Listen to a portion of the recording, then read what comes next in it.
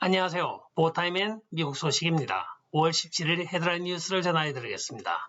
보타임엔 앞으로 랜섬웨어 공격이 더 많아질 것이라고 국토안보부 사이버 보안국장 대행이 발표를 하였습니다. 브랜든 웨일스 보안국장은 의회 보고에 있어서 작년에 솔라윈즈가 이 모닝콜 역할을 하여 앞으로 더 많은 랜섬웨어 공격이 미국 전역의 모든 기관에 만연할 것이라고 하였습니다. 최근에 동남부에 소재하고 있는 컬로니얼 파이프라인에 대한 해킹을 하여 500만 불을 받아간 것을 시발점으로 하여 앞으로 더 많은 랜섬웨어가 있을 것이라고 경고를 하고 있습니다.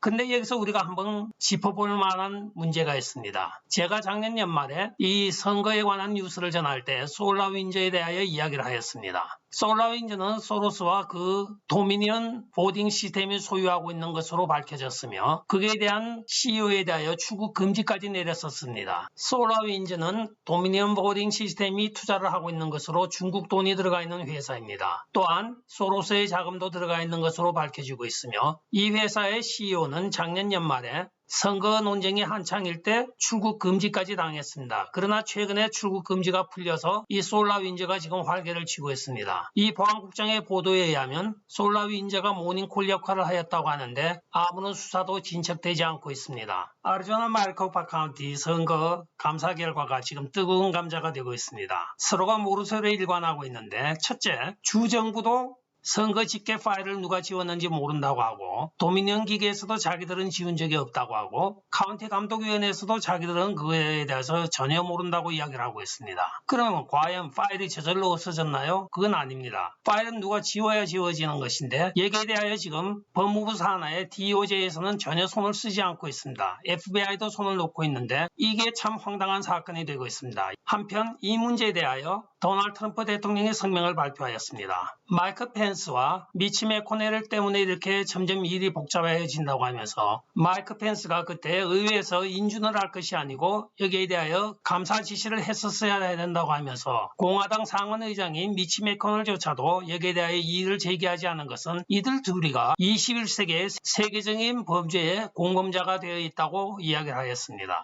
너도 안 하고 나도 안 하고 누구도 안 했다고 하는 이런 파일 삭제 사건이 도대체 있을 수도 없고 이렇게 되면 선거 자체가 전체가 무효가 돼서 새로 선거를 다시 해야 되는지 의문이 들고 있습니다. 가자지구 있는 AP통신과 로이터통신의 본사 건물에 대하여 이스라엘 공군에 의한 폭격이 있었습니다. 보다시피 이렇게 잔해만 남아있는데 여기에 대하여 조 바이든 행정부의 백악관 대변인인 있는 젠 사키가 민간 빌딩에 대한 무차별 폭격에 대하여 비난을 하였습니다. 그러나 이스라엘에서는 그게 테러나 적군의 군사기지가 존재하면 그것은 공격 대상이라고 하는 것은 국제법의 인준이 필요가 없는 정도라고 이야기를 하였습니다. 비록 민간 빌딩이라 할지라도 그게 적군들의 군사시설이 입주를 하고 있다고 하면 그것은 공격 목표 대상이 된다고 이야기를 하였습니다. 그리고 그것은 국제전쟁법에도 분명히 명기가 되어 있다고 이스라엘에서는 공식적으로 발표를 하고 오늘은 빼박 증거를 모든 증거 자료를 미 정부 정보기관에 넘겼다고 하였습니다. 마이크 폼페오 전 국무장관이 팍스 뉴스와의 인터뷰에서 코로나 바이러스가 우한에서 생성이 되고 나왔다는 많은 증거가 있다고 이야기를 하고 있습니다. 즉 생물학적 테러를 중국이 자행을 하였다는 증거가 충분하다고 이야기를 하고 있습니다. 자, 그러면 미국 군사 프로토콜에서 화생방 공격을 받았을 때는 미국은 대응을 원자폭탄으로 하게 되어 있습니다.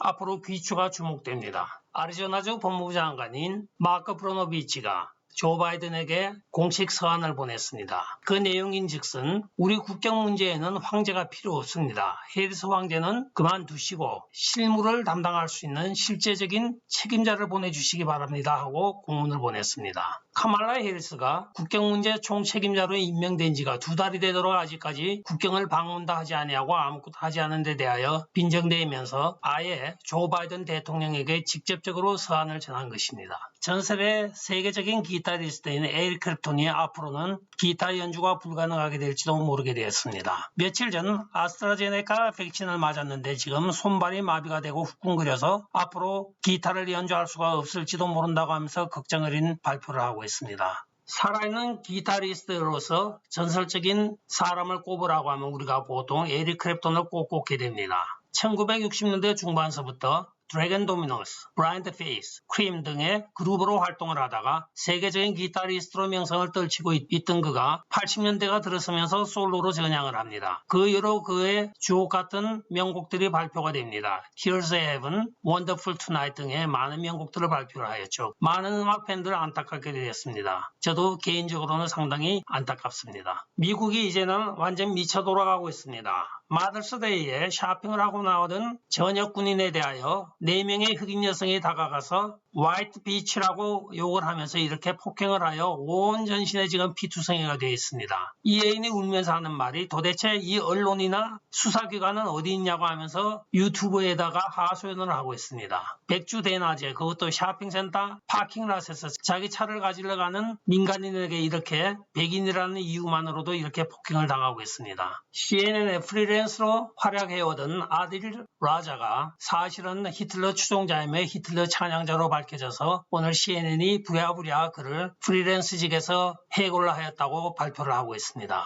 그간에 2017년서부터 근 4년에 걸쳐서 수많은 히틀러 찬양 트윗을 하였으며 최근에는 공공연하게 미국에는 히틀러가 필요하다고까지 이야기를 하고 다녔다고 합니다. 이에 대하여 파시스트적인 그 사고를 가진 사람을 패널로 계속적으로 고용할 수가 없다고 하여 CNN에서 해고 통지를 보냈다고 CNN이 발표를 하였습니다. 끝까지 시청해 주셔서 감사합니다. 좋아요, 구독, 알림 그리고 공유 부탁드리고 댓글 많이 부탁드리겠습니다. 안녕히 계십시오. 바이.